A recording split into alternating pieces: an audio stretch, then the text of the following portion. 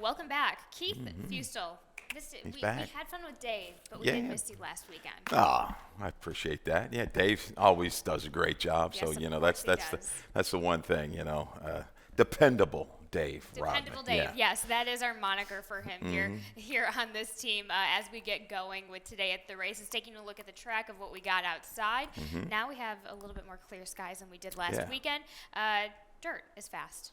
Track is fast. Yeah. I mean, watch the races. No real subsequent. I followed along Friday, Saturday, Sunday with that wedding Friday night for my niece. That was beautiful over there in Ellicott City. And, and Saturdays and Sundays race. We were talking before the races. Had a good day gambling Saturday. Sunday, not so much. And, that's one thing I talked about with Dave. Sometimes you get thrown into these situations and you're looking at the cards and they're not the easiest to decipher. And we've got kind of one like that today. I'm only going to give out an earlier pick 3 races 2 through 4, but beautiful day though. I mean, coming in 52 feels it feels like almost a spring day out there from some of the cold that we had. So take advantage if you can come out. When I walked in today, Cal, I saw, I guess coming in through the clubhouse, we've had a bunch, looks like some Christmas parties getting ready to be set up, some business parties today and maybe through the weekend. So what a good spot, bring that Christmas bonus and run it up. You buy some more presents. There you go. There we have it. And let's guide you through how you can get a little bit more Christmas bonus in your wallet here today with the early pick 5 here in race number 1 in this claiming $25,000 for the girls 3 and up, which have never won 3 going a 1-turn mile on the dirt. Keith, you have the number 1 on top, Bound by Destiny on the rail for Diane Marisi. Louis Batista gets the call coming from a bounce back and stretching out, it seems logical here. Yeah, a little drop. The last 2, the breaks, they've definitely cost this filly. I mean, she started out her career, ton of potential. Now things, the last couple races tailed off a little bit. I'm taking a shot, no doubt. Looking at the breeding is kind of what kind of caught my eye. Lord Nelson, 18% on that top side with the dirt routers. I like that. And there's a route winner within this family. I think Bound by Destiny is going to have to be put into the race early. If she's going to have a chance, because Goldiness, who we've got a video of for Jamie Ness, as this barn just keeps trucking right along, is going to be the one to catch. I don't know if anybody's going to be fast as her. If she breaks cleanly, maybe Jackson's Dixie can get close along with my top selection, but she's dead game to the wire. Her Liquidator, a multiple winner. She's probably won 5 or 6. I'd have to go back and just make completely sure, but she's really good, and you like the fight of Goldiness all the way to the wire. So I believe the road's going to go through her. And let's see if this Bound by Destiny kind of get that stalk and pounce kind of trip at a price, holds some value. Definitely here in the open of the horse to beat. No doubt it's a 6 horse. Some breeding behind underneath. And your top selection, Keith, in the number 1-6-4-2 in that opener. Let's go ahead to race number 4. That starts your early pick 3. We mentioned a tough card today, so you normally do a pick 4. Pick 3 is just a really big indicator of kind of how the day looks, Keith. We're going to ease into this weekend, no doubt about it, getting back here on the bike. And this pick 4 could have been costly, so hence I back it up to a pick 3. 2, 4, 8, 9 to get you started. And I got a little help with some scratches also. I was going to use the 1 and the 5, but they are out.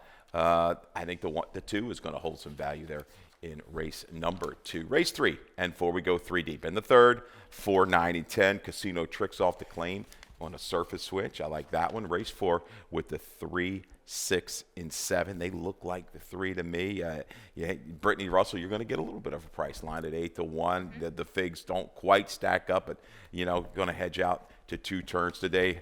The 1 and the 2 in that race, Alti Girl kind of doing the same kind of improvement, it looks like, in their 2 races. But I think the 3, 6, and 7, we'll talk about the Kentucky Shipper in a little bit. $18 ticket for Keith's early pick 3, and it also starts the early pick 4 in this maiden claiming $20,000, going 3/4 of a mile on the dirt for the straight 2-year-olds. As you mentioned, big scratches in the 1 and the 5. So you end up on top with Whiskey in the Jarro for Joanne Schenkel, Johan Rosado, trying out this distance and its 3rd time start for Joanne. Yeah, I just think second off the claim, second blinkers, a little quicker flow. Last time out, just couldn't quite keep pace early. Shifted out, and I thought kept on okay. Second blinkers, a couple of route-winning siblings kind of caught my eye there. I like this draw. Break the Change is quick. I think is going to go ahead and go, and maybe even Malinois, the 6. But Whiskey in the Jar to set up shop with a stalking trip and a little grinded out kind of run in race 2. I guess the 9 right is going to be possibly, I think, the horse to beat. Jamie Ness right back at you again in this early double. Little funny stat. This is quirky. I looked up. Ness, 2 for 28 with 2-year-old maiden claimers on the dirt, making their 3rd career start. Okay. So I'm going to play the percentage here, try to beat Jamie Ness. I'm sure he'll beat me here, but I like this effort last time out, worked through a little bit of traffic in between horses and kept on really game to the wire. Did Minx his Lucky Starfire. I'll use that one. The 2, price is going to come down, I believe, a little bit, but I saw a major improvement on Barn Change. The blinkers coming off. That was on the 24th. You really couldn't make up a lot of ground inside, and speed was good. This one did have an inside trip fairly willingly to the wire, even though beaten 9 lengths, stretching out multiple dirt route winners in the family. Okay. Big jump. Take a shot here with Alvelo at a little bit of a price. 8-9-2-4 return fire. Rudy Sanchez Solomon and designated hitters. They are just rolling along right now. Last month, and we've got another stat we're going to use later with Mancia over the last month, these couple bars. Rudy Sanchez, I should say, and designated hitters. The last month, 6 for 16, 38%, 10 for 16 in the money. This one has been seasoned up front in some races, shortening back up to the mile a day, should stay the trip. Follow the train there with Keith as he goes 8-9-2-4 for that 1-turn mile effort there, as I mistakenly mentioned a 3/4 of a mile in the beginning of the race. Race number 3 is a claiming at 10,000 for the 3-year-olds and up, which have never won 2. This one is going 3/4 of a mile on the dirt. And scratching the 8, OTC Wiz, you have the number 9 in Casino Tricks. Yeah. This is in the barn of Hugh McMahon at William Humphrey. First start in the Hugh McMahon barn. I always wonder sometimes, this horse has made every start on the turf, was with Trombetta. Looking at the breeding, and maybe they saw this horse work on the dirt, and the horse doesn't like it at all. I'm going to take a shot here. Because this horse, family, it's there from a dirt standpoint. Have to win, place, or show no. You remember that horse running around here, a stakes winner on the dirt. Has positional speed on the turf. Will have to be able to rate a little bit. I don't think this guy wants any parts of like dueling with Landon Jack. He rolls shadow box. I'm hoping he can sit Billy Humphrey in track and go on with Casino Tricks. I think Prince Fire is a logical one. Turning back in distance, has run well on the turn back before. Maybe an early move last time on a good part of the track. But I think we'll sit back and rally into this pace along with the 4 Ice Cold Frosty. 9-10-4-6. Anything on the number 6 shadow box? Bob Caceres, Jamie. It tracks the ride of Jamie Rodriguez. Yeah, you get Jay right. That's a tell, no doubt about it. They're shooting 4 for 4. In the money off those 4 career starts. Off the break, all the running's been up front. I don't think things are going to be real easy with a couple of these speed types in here. Better be tied on here for the return try, because I'm not going to take a short price at all on Shadow Box. And there we have Keith's second leg in race number 3. Race number 4, his final leg in his pick 3, is also the kickoff of the Rainbow Pick 6. Let's take a look at my ticket. We'll zing through it really quickly. I take a little bit of a stabby price on Tauber in race number 8 on my single on the 8 horse, but races 6 and 9 I think are actually a little interesting. Race number 7 and 4 I just kind of go 3 wide in those races, and race number 5 I go with a double in 1 and 2, but that's a $28.80 ticket. I will touch into that a little bit later, but gives you some time. Go to laurelpark.com just to take another look at our tickets, to kind of look and gauge for yourself on what you want. And the Rainbow Pick 6 does start in this maiden claiming 45, going 2 turns on the dirt here for the 2-year-old fillies. You have the number 6 on top. So we just had a conversation about this. Sacra Sky. Nope, we didn't say it like that. I mean, Damon came in, he held class, and he was going through everything. Tauber, Sakura Sky. And you know what? And that's on Damon's recommendation. So if it's from talking about Tauber and my Rainbow's Pick 6 completely threw me off. But anyway, for Will Walden, J-Ron Barbosa gets the call. Let's take a look at that at last. Yeah, we're going to go back, November the 2nd at Churchill. Sakura Sky. There you go. And stretching out, first time going around the ground. Now the extended sprint here, the 1-turn mile at Churchill, I thought ran pretty well. They were going pretty quick. Honest fractions, you see that 22 and 4, 46 and some change into 11 and 4. Makes that run. Just can't make that final impact on Hush It Honey. But I think very willing to the wire. Interesting, this barn, William Walden comes in. To me, it looks like, hey, let's get a win and get claimed. That's what it kind of looks like to me if I'm looking at the race. So, yeah, set up shop, stalking, been real busy. I think the 3's going to go with Ness. Walden, the last 3 years on the dirt at Laurel, hasn't brought a lot of horses in, but he is 2 for 5 and 3 for 5 in the money with a positive ROI. Yeah, that There horse, the 2 back races come back to win allowance at Remington. So keying up against the right kind. If you look at the PP's Lost Love, also keys up with the 3, been real busy. A little step up here for Ness and could take this field a long way. This 3-horse been real busy. I like Go Sherry Go as well. Yep. They're waiting for her to kind of stretch out. The key with her for the Frock Barn is it's been a little frustrating. I know, so Charlie last night, it's the breaks. Trying to get this horse out of the gate. She's had some issues, some trouble, but looks like she wants to go longer. Even the jock was saying, run her a little bit longer. I think she's going to be okay. So I think this one, looking at the breeding as well, kin to Uncle Irish. And there's another horse, I think. That was a Nest runner, but there's another one in the family. Multiple route wins there. So a good break. She's going to be getting a good stalking trip as well. Okay, we got the inside info there on the number 7 Go Sherry Go, and you also wrap things up with the number 5 Mom's Opal. Mike Trombetta and Martina Rojas trying dirt for the first time here today and stretching out for the first time as well. Yeah, I think distance is there within the family. A little reach, and I think it's going to be an okay price. Martina Rojas, you've got a live rider there. Not the greatest of stats sent the dirt, but looking for value underneath. 6-7-3-5 for Keith Fusel there in race number 4. Race number 5, kicking off the late pick 5, is claiming at $20,000 for the 2-year-olds, going 3/4 of a mile on the dirt, scratching the 1A Paco the Taco Man and the 5 all the way. You go with the number 4 Mon Gateau in the barn of Anthony Ferrier. Javian Toledo gets the call. Yeah, Ferrier might have this race surrounded. It's a bigger field. There's a couple horses that look like they're serious competitors, and they're both from the Ferrier barn. Mongato was quick, and I think just got outfooted a little bit at Charlestown, getting back to the 3/4. That's going to be the question to me, the distance attack move. Right back here for the 20.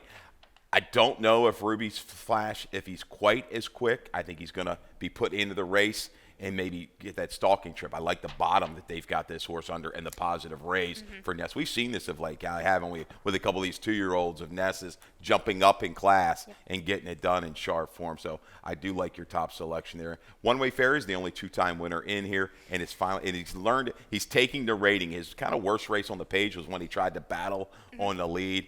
Good run at Mahoning, coming right back at you. Here's Rojas again. We'll sit that inside stalking trip. 4-2-1-3 for Keith Fusel there in race number 5. We will be right back after this commercial break to talk about the Jackpot Super High 5 and onwards for Friday's card. Thoroughbred Racing is taking vital steps to make our sports safer. These include the use of independent veterinarians, strict anti-doping and medication controls, and a single national authority empowered to create uniform standards and enforce reforms. With each step, more data is gathered, accountability demanded, and progress made as safety takes the lead. Visit ntra.com/safety for more. No more tongue twisters for me for the rest of the card here. Maybe for you, Keith. We'll see what happens when we get to race number 8. But race number 6, of course, starts off our late pick 4 and our Jackpot Super High 5. In this maiden, claiming $20,000, 5.5 on the dirt for the straight 2-year-olds. Let's talk about the number 11, Susan's Mule. You have a nice little special Keith Fusel stat for us. Yeah, we talked about the owner-trainer combo over the last month. We got a couple of these barns over the last month that have been really performing at a high rate, clicking on all cylinders. Carlos Mencia is one of them. This barn is doing really good work. Last month at Laurel, 6 for 20, 30%, 9 for 20 in the money with a strong ROI of 332. You've got a bunch of horses in this race, Cal, that come off of a race on the 23rd of November. Speed was pretty good that day, but when kind of separating these races, Susan's Mule and Next Girl come out of the faster race, and the internals were really sharp. 22-2, 46 flat, Susan's Mule's race compared to like Cappadocia. There you go. There's your tongue. Cappadocia. Cappadocia there.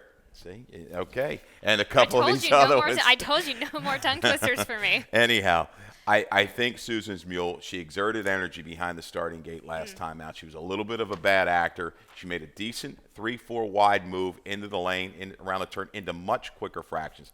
I get the break today. I'm on the engines with this 11-horse Susan's Mule 9-2 in your morning line. I like Cruz coming back. There we go. Talk about next girl for Robbie Bales at Jean Bursino. Trying on again, stretching out as well.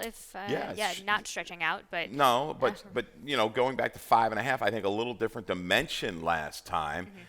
Didn't quite get off, show that early speed like it did in debut. But I like the change of tactics. Got outfooted early. I think third race now. The experience is there to sit back, make a run into it. That was out of the same race. Followed up Susan's Mule in that one. I'm going to take those 2 horses out of the faster heat. 11, 3, 10. 3 just suffered a brutal beat, nose bob at the wire last time. Cappadocia, again, second for Maldonado. He's been hitting pretty good of late. Horses off the claim, second off the claim.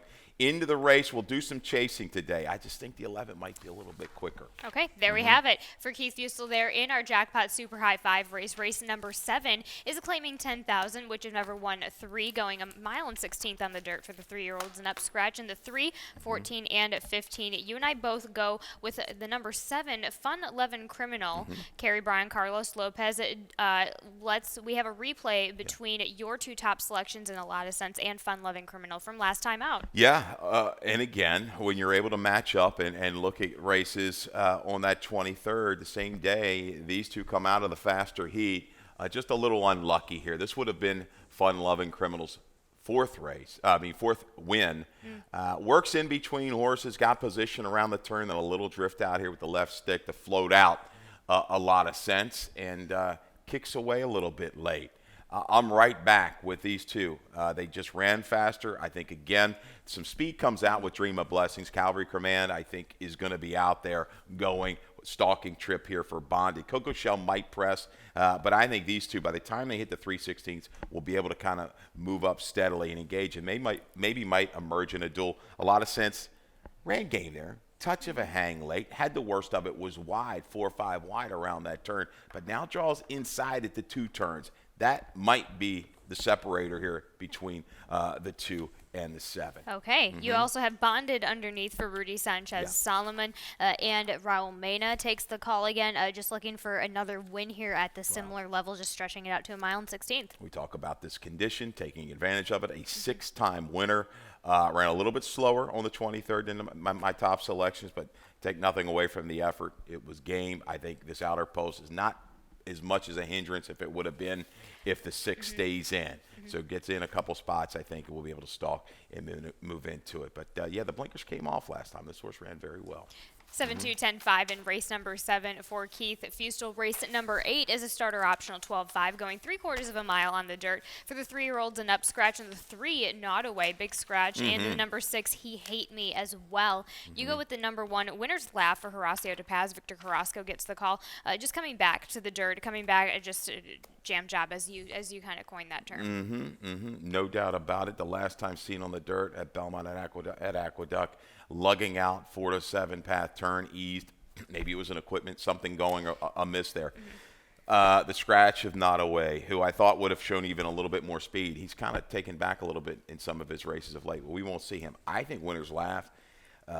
You go back to the dirt race, the other dirt race prior to that, the win by 5, beating 2 next out winners. Sharp speed. He might be a little quicker than Pressing Concern. If he's able to kind of break clean and go, I think he can handle a little bit of pressure from the inside and beat this group. Sneaky Barher, I think, working into this race forwardly, Winner's Last is going to stay the trip. They just had a sneaky, Horacio De Paz just had a nice sneaky win on Sunday. I was going to say, I thought he had a win over the weekend. Yes. Yeah. So we'll see if he can continue that sneakiness there. You go with the number 8 and Tauber for Damon Deal DeVico. Carlos Lopez gets the call yet again here. Been trying really, really hard on the turf. Versatile, though. This one can handle the main track. And going back against Alexa, I know we're going back to last winter. Treasure Tradition, the Wolfman. I mean, those quick horses. Again, shorter field, will drop in, save a little bit of ground, maybe. I don't think this horse should be too far out of it by the time they hit the top of the stretch. this horse has the style to maybe try to wear down Winner's Laugh. You have a potential price grab there in the number 2, 20-1 morning line in Grand Manor, now in the barn of Mario Saray Jr. Darwin Rodriguez, a 10-pound bug, takes the call.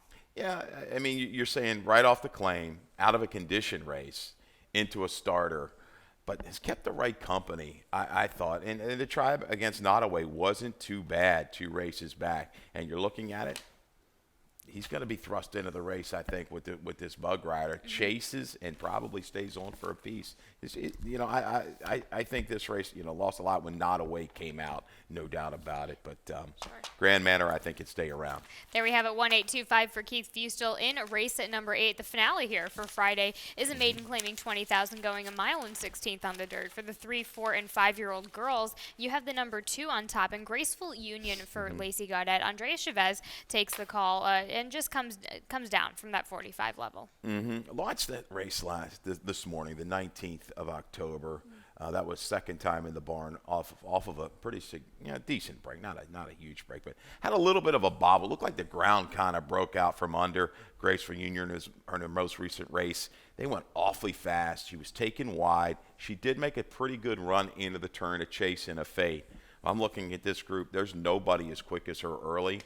Let's get to the front. She's almost been able to get the job done at the 2 turns at Churchill. You go back on the page, that 63 buyer, if she brings that, I think she's a wire-to-wire winner here. The higher price, I believe, of the Lacey Gaudet horse. She might have this race surrounded. Let's talk about the lower price and Gun Run and Gal for Lacey Gaudet and Jamie Rodriguez and take a look back at that last time effort back at Parks. Moves into the barn. Positive ROI on the barn change when they move into the barn of Lacey Gaudet. And I thought this horse ran quite well, Gun Run and Gal. Makes this steady advance around the turn to give pretty hard chase. Winner just a little too good, and that horse has come back to run fairly well. Was recently second, the 3rd place finisher. I believe aired next start or the start after. Gun Run and Gal right up the throat latch. Couldn't quite go by here in this final 1/8 of a mile, but this little drop in half here to 20. Again, I think they may just line up together. The 2, I see that. The 2 and the 3. I absolutely see that. I kind of saw the simpler kind of setup there. I just kind of went with that more, the kind of the lower money kind of horse to beat. You just went with the higher price horse, something I'm definitely not against at all. Okay. You also go with Mucho Macho Myrtle for Carlos Mencia. Angel Cruz stays on for the second time starter with, as you mentioned, Mencia, Sheffries doing well together. Maiden special weight. The maiden claimer always going to take a hard look at this. Positive ROI barn, second out, not a huge percentage. Off bad in debut, off slow. Bottom side, the mother was a $500,000 earner. Was a New York bred, ran very well and some good allowances up there, even some stakes. So the route breeding is certainly there. The 6 Connie's Dance, as she brings back the 3-back race where she had a ton of trouble, was probably best that day at Pimlico, but she hasn't been able to duplicate it. She beats this group, but there you go. 2, 3, 4, and 1 though for me in the last. Let's go right to it. Speaking of another Mencia Sheffries, let's talk about your best bet of the day as we just have wrapped up on our race talks here for today at the races. But your best bet of the day is another Mencia horse here in with Susan's Mule for Michael Sheffries. Of course, Angel stays on as well. Another second-time starter here. Yeah, 5.5 outside draw. I thought, if she didn't act up the way she did behind the gate last time, I thought she would probably have been hung in the race a little bit longer. She had a good turn of foot out of a much quicker race. Very sharp. They went really, really quick in that race. She breaks cleanly. Cruz puts her into the race. I think she can clear around the turn and just keep on going. And just touching really quickly, we have Santa does come here tomorrow, of course, at Laurel Park before the races as well as afterwards. So just wanted to highlight a little bit of our giveaway that we have here. Just for and like I said, specifically for tomorrow, 9:30 a.m. to 12:30 p.m. Saturday in the second floor Clubhouse Sports Bar, featuring a holiday breakfast with a hot chocolate buffet, a kitty canvas painting, and an opportunity to have pictures taken with Santa and his elves. And for more information, go to laurelpark.com, and that will be Keith and I for Friday's show. We will head on over back to Dave Rodman, and until then, we will see you Saturday. I hope Santa stops up to the press box and starts handing out some vouchers. That would be really, really kind of him. That's that. See if we can get that done. Not surprised that comes out of your mouth at all, Keith. Here, Hey, as I'm trying to help the handle here. as we go on to Dave Rodman here for Friday's card. All right, good luck, everybody.